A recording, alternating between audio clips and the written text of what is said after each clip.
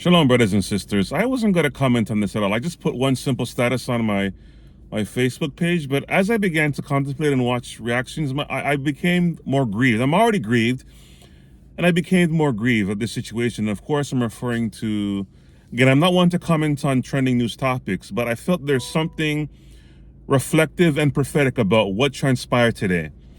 It is a microcosm, but it is also emblematic of something in the church. And of course, I'm referring to the verdict rendered in terms of the 5 counts for one Sean Puffy Diddy, or P. Diddy Combs, in which 2 of the counts he was found guilty of, and 3 of them he was found not guilty. Of course, the 3 that he was not found guilty were the most serious, the most egregious, and the one that would, of course, incur him the most consequences. Of course, one of them being life, which is, of course, the RICO count. He was found not guilty. And for me, I am grieved. I'm grieved. Because I personally believe, and it's discerning, that I believe, first and foremost, I believe the jury failed. I believe that his celebrity, his name, and the idolatry that carries and that brings, I believe it affected the jury. Now, there are those who say, well, Brother Gary, didn't they screen them and say, oh, do you know Puffy and this and that? Listen, man.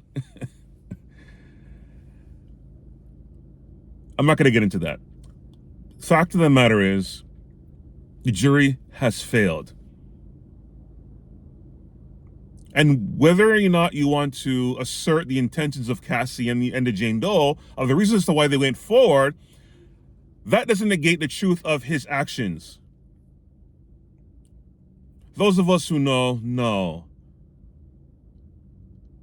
that he's indeed involved in some stuff. He is.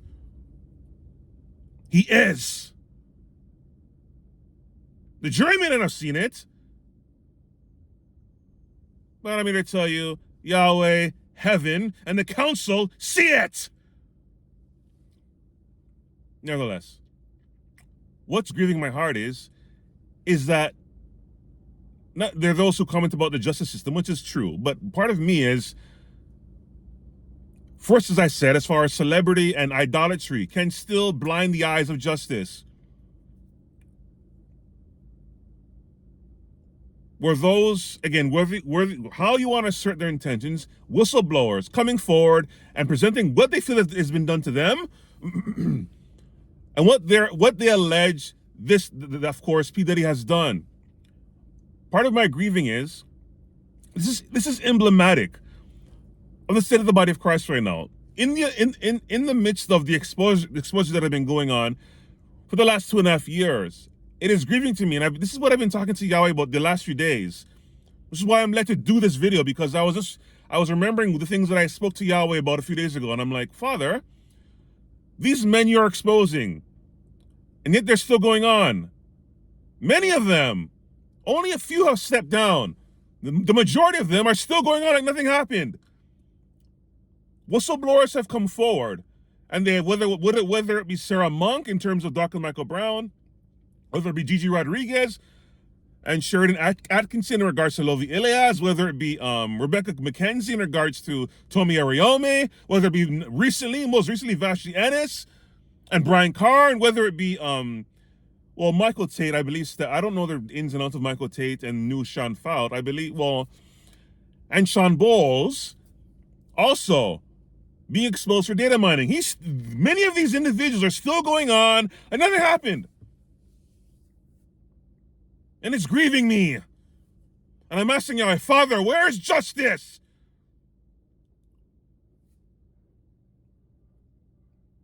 And then you have idolaters and people who love these people.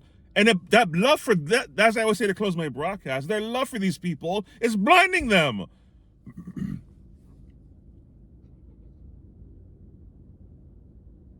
So what has happened to Sean Puffy Combs as far as his somewhat exoneration? Not completely, of course. He has 2 counts that he was found guilty for. But the more serious ones, he most likely will not face jail time. He most likely will not face time in prison. But again, this is what grieves me, is this is emblematic of the state of the church. We're even in the midst of exposures. These men are not being accountable. Accountability is not being done by these men. Brian Carn he's not stepping down. And then you have then Bishop Lambert. I haven't read that statement yet.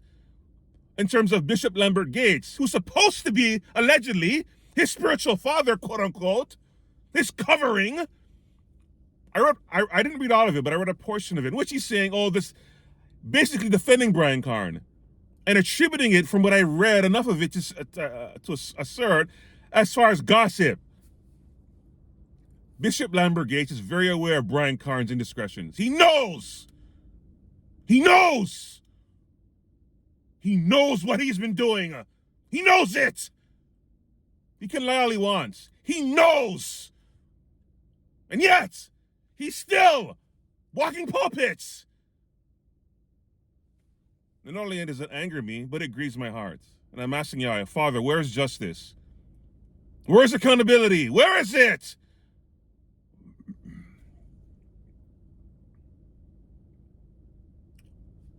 It's grieving. It is. And the other part of this is, how does this affect whistleblowers, right? Because there are some whistleblowers, if they don't get the desired outcome that they want, it would, well, not them, but particularly other people observing. Maybe people will be hesitant to come forward. That's my concern, right? Even though, as Yahweh said, that he is going to embolden people to continue to come forward. We're going to see it. But it sends a bad message, is what I'm trying to say here. Thank you for utterance, Father. It sends a bad message, right? As far as whistleblowers, it can affect their fervency in wanting to come forward. Not only in terms of the secular world, but of course in the church as well. So the point is, the reason why I'm doing this video, it is evident that celebrity, idolatry, and a name still carries enough weight for you to evade accountability. It grieves me. Dr. Michael Brown is still going on the pulpit like nothing happened. Another one. And it grieves me. But my prayer is that Yahweh brings justice. And he will. Shalom.